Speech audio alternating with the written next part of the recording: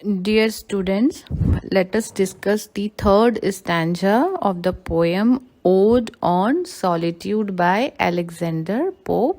इस कविता में Alexander pope ने एक प्रसन्न व्यक्ति की विशेषताएं बताई हैं और ये बताया है कि कैसा व्यक्ति खुश रह सकता है या कैसा व्यक्ति खुश होता है। तो फर्स्ट टू स्टैंजा में मैंने डिस्कस कर लिए हैं, इसमें मैंने आपको काफ़ी डिटेल में ये समझाया है। फर्स्ट स्टैंजा में पोएम के बैकग्राउंड के बारे में मैंने काफ़ी अच्छे से इसकी थीम के बारे में बता दिया है और अगर आपने दोनों स्टैंजा सुन लिए हैं तो you will easily catch the idea of this third stanza. So let us start the third stanza. I will read out the lines. Blessed who can unconcernedly find hours, days, and years slide soft away in health of body, peace of mind, quiet by day. तो यहाँ Alexander pope is again telling the qualities of a happy man. कैसा व्यक्ति है जो कि खुश रह सकता है। तो he is saying blessed who can unconcernedly find, वो व्यक्ति ब्लेस्ड है। ब्लेस्ड मीन्स ब्लेस्ड, ये यू कैन से ये एंटीक स्पेलिंग है BLEST। इसका जो आजकल हम स्पेलिंग लिखते हैं इट इज ब्लेसेड, BLESSED। वो व्यक्ति ब्लेसेड है जिसको एक तरह से ईश्वर का आशीर्वाद प्राप्त है या उसको he is very fortunate, he is very happy. यहाँ इस कविता के रेफरेंस में वी कैन से वो व्यक्ति प्रसन्न होता है या हो सकता है। कौन? हु कैन अनकंसर्नडली फाइंड, जो कि कैसे रह सकता है। यहाँ पे फाइंड का मतलब है, यू कैन से अगली लाइन में देखिए, hours, days and years slide soft away, जो कि ये पाता है कि उसका घंटा, आवर्स घंटा, दिन, एंड ईयर्स जो जिसका समय व्यतीत हो रहा है, स्लाइड सॉफ्ट अवे, जो कि softly, who is passing his time gently, जिसका समय आराम आराम से व्यतीत हो रहा है, gently, without any hustle bustle और any race. He is not in any competition, आराम से he is living in his land, he is doing agriculture, वो अपनी खेती करता है, and he is rearing animals, जानवरों को भी वो पाल रहा है, and those animals are also serving him. तो he is unconcernedly find, who is unconcern, उसको that person is not concern with the cut throat race of the materialistic world. जो दुनिया में एक ऐसा कंपटीशन, ऐसी मारा मारी चल रही है, लोग एक दूसरे से आगे बढ़ने की कि मैं बड़ा हो जाऊं, मैं कैसे अपने को बड़ा दिखाऊं, कैसे दूसरों से बेहतर चीजें मेरे पास हो जाए, I should have a better car, a bigger house, और आजकल तो बहुत सारी चीजें हैं जो लोग दिखाना चाहते हैं। But in all this process somewhere they lose the peace of mind, वो अपने दिमाग की जो शांति है, मन की शांति है, उसको खो देते हैं।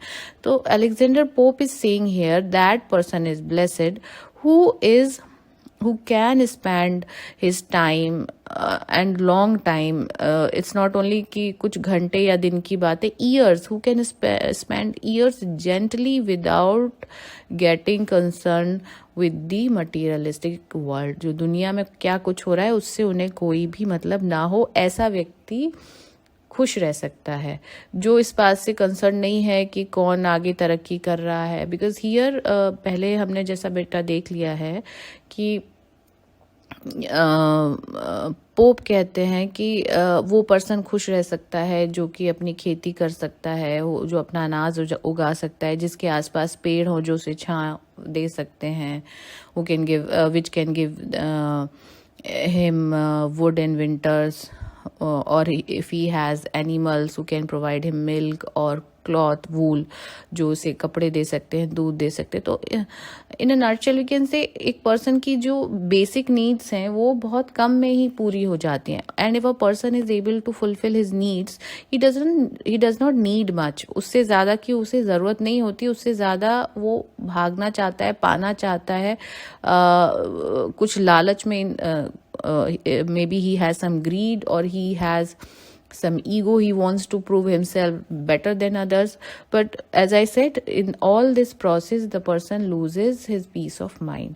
तो यहाँ बात कर रहे हैं वो एक ऐसे व्यक्ति की who is even minded, unconcernedly का मतलब आप even minded भी लिख सकते हैं, who is satisfied his life and is gently passing his time in the lap of nature. प्रकृति की छांव में वो रह रहा है, उसे सारी चीजें वहां से मिल रही हैं, and he is living peacefully there. तो that person is blessed. Blessed का मतलब फॉर्चुनेट भी आप लिख सकते हैं, वो बहुत भाग्यशाली है जो ऐसा जीवन व्यतीत कर सकता है. एंड बाय चॉइस, वो उसकी चॉइस भी है. इट्स नॉट दैट कि वो भी भाग दौड़ कर सकता है, वो भी लोगों की रेस में शामिल हो सकता है, but he does not choose to do so. He choose to live a solitary life, एकांत का जीवन. जैसे कि सॉलिट्यूड नाम है, टाइटल है इस पोयम का, जो एकांत में रहना पसंद करता है, भीड़ से दूर रहना चाहता है.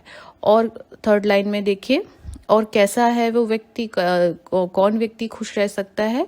In health of body, peace of mind, quiet by day. The person who has health of body, उसके जिसके पास बॉडी फिजिकल हेल्थ है, हु इज फिजिकली फिट, उसको कोई बीमारी नहीं है.